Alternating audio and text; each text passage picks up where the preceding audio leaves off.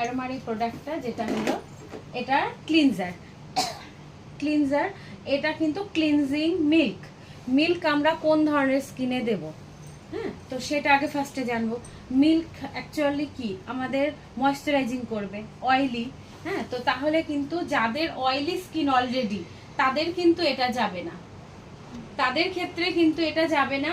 এটা কাদের ক্ষেত্রে যাবে? যাদের স্কিনটা ড্রাই, তারপরে রুক্ষ, তারপরে স্কিনটাতে কোনো হাইড্রেশন নেই, এই ধরনের শুষ্ক, তো তাদেরকে আমরা ক্লিনজিং মিল্ক দিয়ে তাদের স্কিনে ক্লিন করতে পারবো। তাহলে ক্লিনজিং মিল্কটা কোন স্কিন? তাহলে এটা লিখে নিবা যে ড্রাই স্কিনের ক্ষেত্রে কিন্তু ক্লিনজিং মিল্ক। আর যেটা জেল বেস হয়,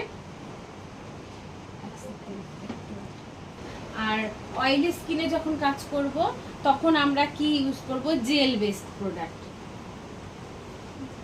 তাহলে তখন তাকে দেব জেল বেসড প্রোডাক্ট, তাহলে ওর হবে তখন ক্লিনজারটা হবে জেল। হ্যাঁ, তো সেই কারণেই অয়েলিটা বোঝা গেল।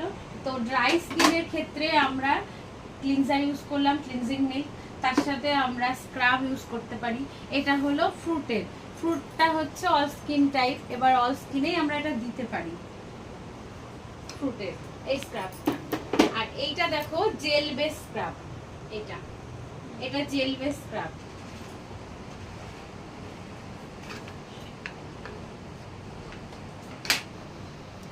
এটা এই যে দেখতে পাচ্ছ জেল বেস, এটা অয়েলি স্কিনের জন্য এই স্ক্রাবটা। আর যেটা আমরা হচ্ছে ড্রাই স্কিনে দেব সেটা দেখো ক্রিম বেস, এই দেখো